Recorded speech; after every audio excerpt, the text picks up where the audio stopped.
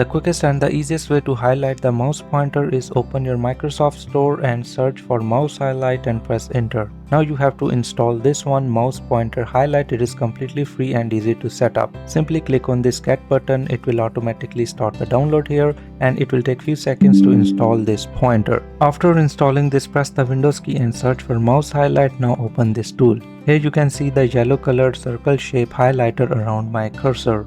Now here in the settings you can change its size bigger or smaller according to your need. Let's say I want to make it smaller, so let's put 30 here. Next is the opacity level. The value ranges from 0 to 255. 0 means completely invisible, 255 means completely visible, and in between means partially visible.